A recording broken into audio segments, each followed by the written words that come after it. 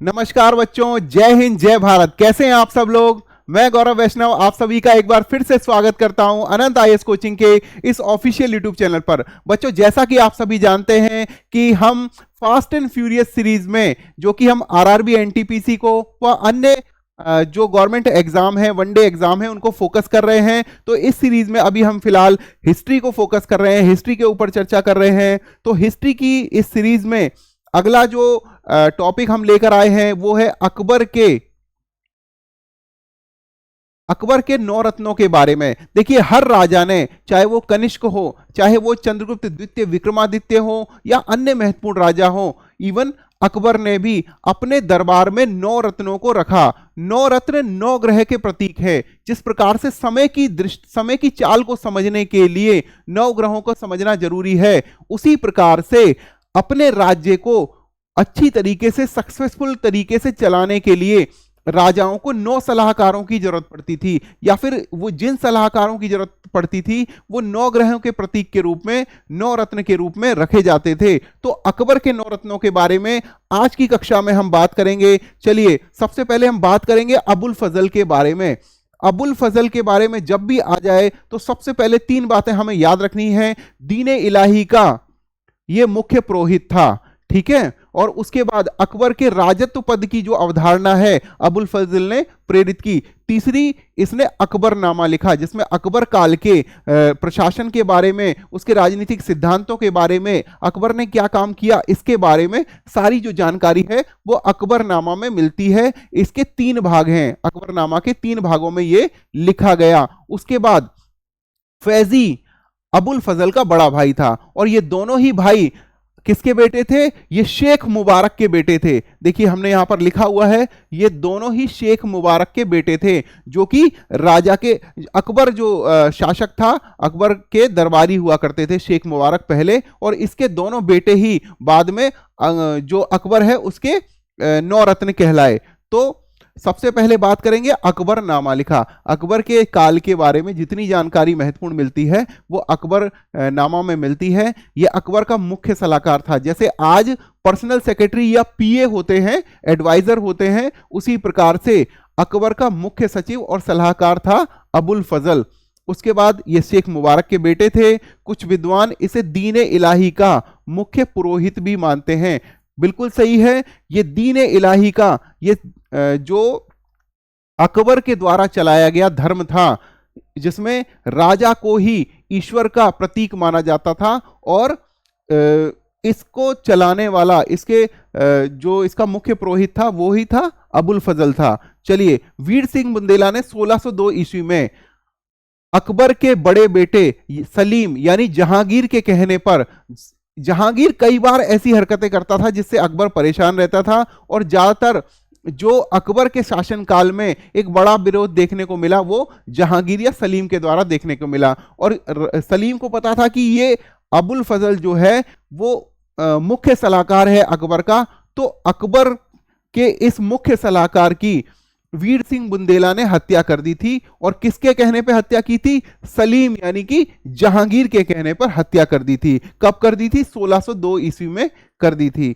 उसके बाद हम बात करेंगे टोडरमल के बारे में। जब भी टोडरमल के बारे में बात आती है तो हम राजस्व प्रणाली की बात करते हैं, दहसाला पद्धति की बात करते हैं। दहसाला पद्धति या 10 साला पद्धति एक राजस्व प्रणाली थी, जिसमें क्या होता था कि किसी भी भूमि की जितनी भी लगान हुई है, जितनी भी उपज हुई है अभी तक, उसका पूरा लेखा जोखा तैयार किया जाता था, उसका एक एवरेज निकाला जाता था, और उस एवरेज के आधार पर ही राजस्व लागू किया जाता था या कर लागू किया जाता था। यह प्रारंभ में शेरशाह के अधीन कार्य करता था, तथा रोहतासगढ़ के जिले में जो किला है रोहतासगढ़ का, के निर्माण से संबद्ध रहा।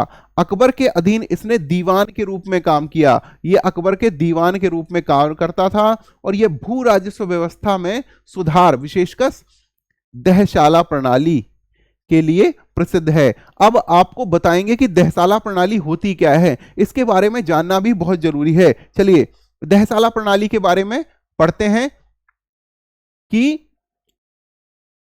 राजस्व एकत्र करने की नई व्यवस्था शुरू की। किसने की?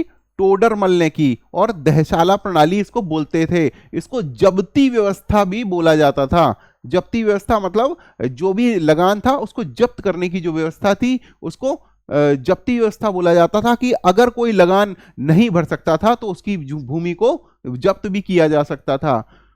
ठीक है, दहशाला पद्धति के नाम से जानी गई। इस व्यवस्था में 10 वर्ष में हुई फसल की पैदावार तथा उत्पादन लागत का सावधानी पूर्वक सर्वेक्षण किया जाता था। यह व्यवस्था अकबर के द्वारा लागू की गई, जिसमें पिछले 10 साल में उत्पादित विभिन्न फसलों तथा उनके औसत मूल्यों की गणना करके औसत पैदावार का 1/3 भाग राजा को दिया जाता था। देखिए, दहसाला पद्धति में जब भी आपसे पूछा जाए कि कितना भाग राजा को दिया जाता था, तो 1/3 इनकी राजस्व जो दर थी, राजस्व कर की जो दर थी वो 1/3 थी। वो भी किसका? 10 साल में जो उत्पादन हुआ है, जो उसमें लागत लगाई गई है और मूल्य जो निकला है औसत पैदावार का, उसका 1/3 भाग राजा को देना होता था। थोड़ा बहुत मोर और लेस इससे ज्यादा कम हो सकता है, लेकिन 10 साल का जब आदमी सर्वेक्षण करता है तो उससे जो एवरेज निकल के आता है वो एक बहुत ही अच्छी व्यवस्था मानी जाती है, कि जिससे कि किसी भी व्यक्ति को कितना कर देना है उसका सटीक मूल्यांकन किया जा सके। तो इस प्रणाली को बहुत ही अच्छा माना गया। शेरशाह के टाइम पे ये प्रणाली शुरू हुई थी। इतिहासकारों का मत है कि यह मूल्यांकन की विधि सबसे महत्वपूर्ण थी। इस व्यवस्था की शुरुआत शेरशाह सूरी के टाइम पे हुई। मैंने आपको बताया कि शेरशाह सूरी के टाइम पर इस व्यवस्था की काल हुई, क्योंकि टोडरमल शुरुआत में किसके अधीन काम करता था? शेरशाह सूरी के अधीन ही काम करता था। आप सभी को पता है कि 1540 से लेकर 1555 तक हुमायूं क्या भागता ही रहा। किससे भागता रहा? शेरशाह सूरी से भागता रहा। जब चौसा के युद्ध में किसे हरा दिया था? चौसा के युद्ध में जब इसकी विजय हुई, तब हुमायूं को अपना अपना जो कार्यभार है, अपना राज्य है, वो वापस मिला। 1540 से लेके 1555 तक हुमायूं लगातार भागता रहा। किससे भागता रहा? शेरशाह सूरी से भागता रहा, क्योंकि दिल्ली में किसका शासन था उस समय? शेरशाह सूरी का शासन था। और उसके बाद 1555 आते आते तब हुमायूं को सत्ता वापस मिली। तब आप सभी को पता है कि 1556 में किसने गद्दी संभाली? 1556 में गद्दी संभाली किसने? अकबर ने संभाली। और 1605 तक लगातार अकबर शासन करता रहा। ठीक है, चलिए अब बात करेंगे कि लागू करने से पहले इसमें अनेक सुधार किए गए। यह व्यवस्था अकबर के साम्राज्य के केवल मुल्तान, देखिए कहां कहां दहसाला प्रणाली चालू की गई थी। मुल्तान में, दिल्ली में, प्रयागराज यानी कि इलाहाबाद जिसे पहले कहते थे अब प्रयागराज कहते हैं, अवध में, आगरा में और लाहौर जैसे प्रमुख राज्यों में। जो इंपॉर्टेंट राज्य थे अकबर के, इंपॉर्टेंट जो इसके गढ़ माने जाते थे, वहां पर दहसाला प्रणाली को लागू किया गया। अन्य जगह छोटी मोटी अन्य व्यवस्थाएं थी, लेकिन मुख्य व्यवस्था जो अकबर के समय थी वो दहसाला प्रणाली थी, जो कि टोडरमल के द्वारा चलाई गई थी। और टोडरमल पहले किसके अधीन काम करता था? शेरशाह सूरी के अधीन। उसके बाद बात करते हैं राजा मानसिंह की। यह मुख्य सेनापति था और अकबर की जो पत्नी थी, जिन्हें आप जोधाबाई के नाम से जानते हैं, कहीं कहीं हरखाबाई के नाम से जाना जाता है, उसका ये भतीजा था मानसिंह। ठीक है, और किसका? ये भगवान दास का बेटा था। आमेर के कछवाहा शासक भारमल का पौत्र था।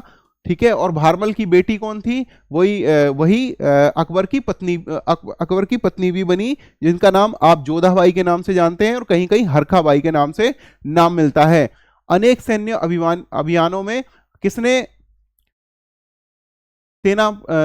अकबर की सेना का इसने सेनापतित्व किया, और मिर्जा राजा मान सिंह की इसको उपाधि दी गई। आमेर के राजा के सूर्यवंशी कछवाहा राजपूत राजा थे,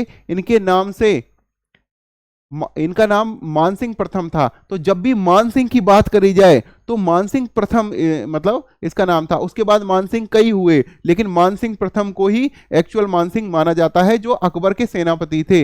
राजा भगवंत दास यानी भगवान दास इनके पिता थे। वे अकबर की सेना के प्रधान सेनापति थे।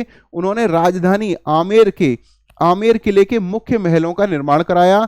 राजा मानसिंह को मुगल सम्राट अकबर के दरबार में श्रेष्ठ स्थान मिला था। देखिए, मानसिंह को सबसे बड़ा मनसब दिया गया था अकबर के दरबार में और बहुत ही प्रतिष्ठित थे मानसिंह अकबर के दरबार में। लेकिन भारतीय, जैसे कर्नल जेम्स टॉड ने लिखा है कि भारतीयों की दृष्टि से यदि देखा जाए तो मानसिंह ने भारत के जितने भी उस समय जो प्रतापी राजा थे उनका विरोध किया और अकबर की यानी मुगलों की सत्ता को स्थापित करने में उनका अकबर का मतलब बहुत ही साथ दिया।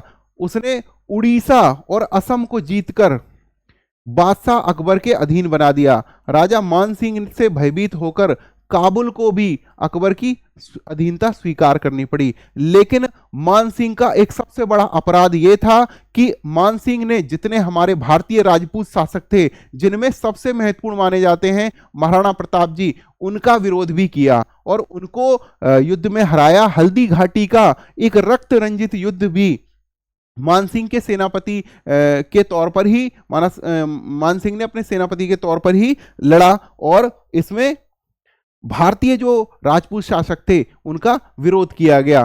ठीक है, इसलिए इनको क्रिटिसाइज भी किया जाता है और क्रिटिसाइज करना भी चाहिए, क्योंकि एक भारतीय सत्ता को, एक भारतीय कोई भी व्यक्ति हो उसको भारतीयों का ही साथ देना चाहिए। बाहर से और हमारा जो सोने की चिड़िया जो हमारा देश है वो इसी कारण पीछे भी रहा कई कई जगह कि कुछ लोगों ने मतलब विश्वासघात किया, जैसे कि रानी लक्ष्मीबाई के साथ भी विश्वासघात किया गया था। और किसने विश्वासघात किया था ये सभी आप मुझे कमेंट करके जरूर बताएंगे। बीरबल, यह अकबर का साथी एवं मित्र था तथा अपनी वाक्पटुता एवं बुद्धिमत्ता के लिए लोक प्रसिद्ध था। जब भी आप हाजिर जवाबी की बात करते हैं तो आपको बीरबल का नाम ही सबसे पहले याद आता है। बीरबल कौन था? बीरबल यह कालपी का एक ब्राह्मण था जिसका एक्चुअल नाम महेश दास था।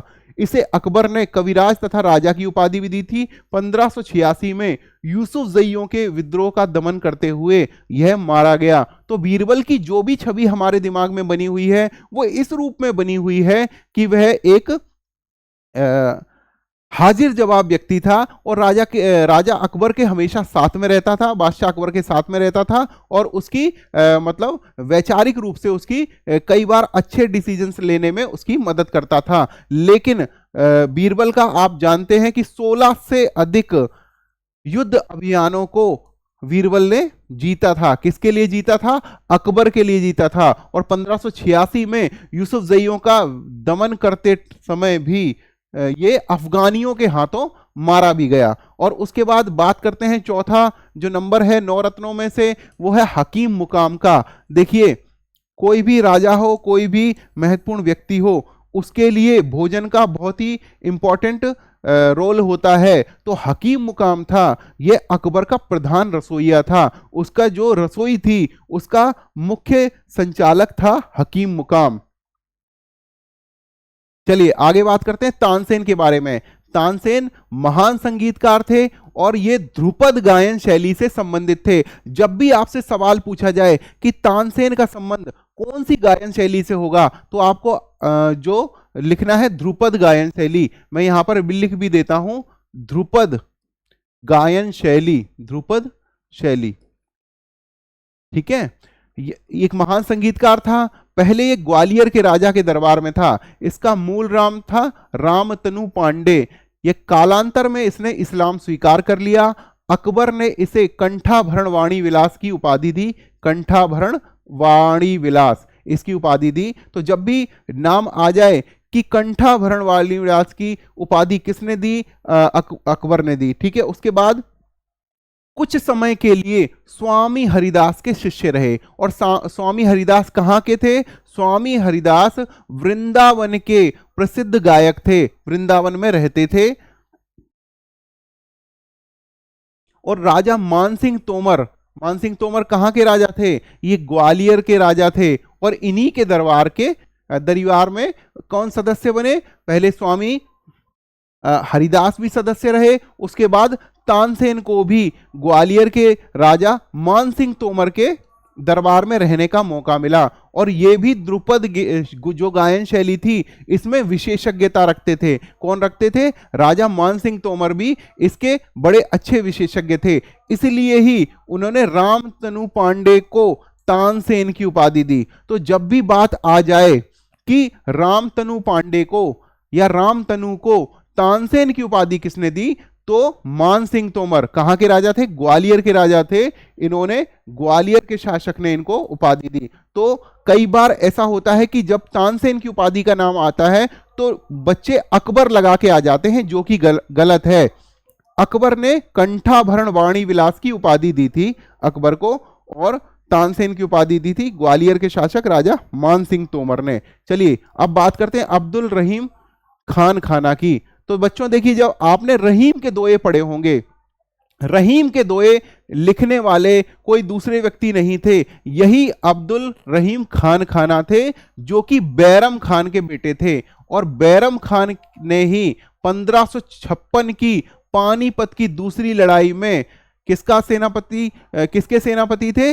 अकबर के सेनापति थे। और किसको हराया था 1556 में? हेमू को हराया था। यही पानीपत की दूसरी लड़ाई कहलाती है। 1556 में अकबर ने हेमू को हराया था। लेकिन कौन सेनापति थे? देखिए, अकबर की जो उम्र थी 1556 में वो तो बहुत ही कम थी। लड़ने वाला कौन था? लड़ने वाला था बैरम खान। और ये बैरम खान बहुत ही इंपॉर्टेंट व्यक्ति अकबर के जीवन काल का रहा। तो अकबर के ही सेनापति का बेटा था कौन? अब्दुल रहीम खान खाना। और जो आप रहीम के दोहे पढ़ते हैं ना, रहीमन पानी राखिए बिन पानी सब सून, पानी गए ना उबरे मोती मानस चून। तो जो रहीम के दोहे आप पढ़ते हैं वो यही अब्दुल रहीम खान खाना थे। इसे अकबर ने अपने पुत्र की तरह पाला। इसने बाबरनामा का फारसी अनुवाद किया। तो जब भी आपसे पूछा जाए कि बाबरनामा का फारसी अनुवाद किसने किया, तो यही अब्दुल रहीम खान खाना है जिन्होंने फारसी अनुवाद किया बाबरनामा का। तथा रहीम नाम से हिंदी साहित्य में अप्रतिम योगदान दिया। यह एक कुशल योद्धा भी था। इसने अनेक सैन्य अभियानों का सफल नेतृत्व किया। किसके लिए किया? अकबर के लिए किया। और किसका बेटा था? बैरम खान का बेटा था। बैरम खान के बारे में आपको मैं बता देता हूं कि बैरम खान बाद में अकबर का विरोधी हो गया था, लेकिन अकबर ने इस बात को जान लिया था कि ये मेरा विरोधी हो रहा है, मेरे खिलाफ षड्यंत्र कर रहा है। तो अकबर ने उससे कहा, बैरम खान से, कि आप चले जाइए। कहां चले जाइए? हज चले जाइए। तो जब मक्का जा रहा था बैरम खान, तो मार्ग में कुछ लोगों ने अकबर की बैरम खान की हत्या कर दी। और बहुत सारे इतिहासकार यह भी कहते हैं कि अकबर ने उनके खिलाफ विरोध ना हो तो अकबर ने ही बैरम खान की हत्या करवा दी थी। ऐसा कई इतिहासकारों ने लिखा है कहीं कहीं, लेकिन इसके बारे में कोई सच्चाई एक्चुअल हमें पता नहीं चलती है। फैजी कौन था? ये अबुल फजल, जो कि शेख मुबारक का छोटा बेटा था। फैजी अबुल फजल का ही बड़ा भाई था और शेख मुबारक का बेटा था। यह अकबर के दरबार में राजकवि के पद पर आसीन था तथा अनुवाद विभाग का प्रधान था। अनुवाद विभाग की स्थापना भी इसी ने की थी। फैजी अबुल फजल का बड़ा भाई था। सम्राट अकबर ने उसे अपने बेटे को गणित शिक्षक के पद पर नियुक्त किया था। बाद में अकबर ने नवरत्नों में से एक चुना था इसकी काबिलियत की वजह से। फैजी के पिता का नाम कौन था? शेख मुबारक नागौरी था। मैंने आपको पहले ही बताया था जब अबुल फजल पढ़ाया था, तो अबुल फजल के लिए मैंने बताया था कि शेख मुबारक नागौरी जो पहले अकबर का दरबारी था, उसी के दोनों बेटे बाद में अकबर के नौरत्न बने। मुल्ला दो प्याजा, देखिए शुरुआत में ये एक शिक्षक के रूप में काम करते थे। मुल्ला दो प्याजा, इनका जो एक्चुअल नाम था वो इनका एक्चुअल नाम था अब्दुल हसन। देखिए कहीं लिखा होगा, उपाधि दी थी। चलिए मैं आपको बता देता हूं, यहां लिखा नहीं है। इनका एक्चुअल नाम था वो अब्दुल हसन था और ये शुरुआत में एक शिक्षक के रूप में काम करते थे। इन अकबर के पिता हुमायूं इसको ईरान से अपने साथ में लेकर आए थे। इसे ईरान से भारत लेकर आए थे। कौन? अकबर लेकर आए थे। अकबर ने ही मुल्ला दो प्याजा की उपाधि दी थी। हुमायूं ने जब दिल्ली फतेह की तो अब्दुल हसन, यही अब्दुल हसन, जिसको बाद में मुल्ला दो प्याजा कहने लगे। अब्दुल हसन भी उनके साथ थे और वो मस्जिद में इमाम बनकर रहे। अब्दुल अपनी दमदार आवाज की वजह से हमेशा ही चर्चा में रहते थे। धीरे धीरे मुगल दरबारियों से मिलने लगे और एक दिन उनकी मुलाकात किससे हुई? फैजी से हुई, जो कि अनुवाद विभाग का प्रधान भी था। और धीरे धीरे फैजी और अबुल फजल के कारण ही मुल्ला दो प्याजा की अकबर के दरबार में वैल्यू बढ़ती गई और धीरे धीरे अकबर ने इसे अपने नवरत्न में शामिल कर दिया। और बहुत अच्छी सलाह देने के लिए मुल्ला दो प्याजा जो है वो फेमस था, क्योंकि सलाह अच्छी इसलिए दे पाता था कि वो शुरुआत में एक टीचर था और उसने काफी मतलब पढ़ाई की थी। और मैंने आपको पहले भी कई बार कह रखा कि बच्चों, आप पढ़ने से मत घबराइए, जितना आप पढ़ेंगे उतना आपको ज्ञान होगा और किताबों से अच्छा मित्र कोई नहीं होता है। तो चलिए, हमने आज पढ़े अकबर के 9 रत्नों के बारे में। अगली क्लास में, अगली कक्षा में हम पढ़ेंगे भारत के महत्वपूर्ण संवत के बारे में, जैसे विक्रम संवत, शक संवत, इस प्रकार से जितने भी संवत हैं उसके बारे में हम पढ़ेंगे। परीक्षा की दृष्टि से बहुत इंपॉर्टेंट है, हमसे पूछे जाते हैं। आप सभी कमेंट करके हमें जरूर बताना कि भारत में आधिकारिक तौर पर भारत का राष्ट्रीय संवत के रूप में कौन सा संवत प्रयोग किया जाता है। तब तक के लिए आप सभी को नमस्कार, और एक बार फिर मिलेंगे हम अगली कक्षा में संवत की कक्षा लेकर। तब तक के लिए आप सभी को मेरा नमस्कार। आप सभी का दिन शुभ हो। धन्यवाद।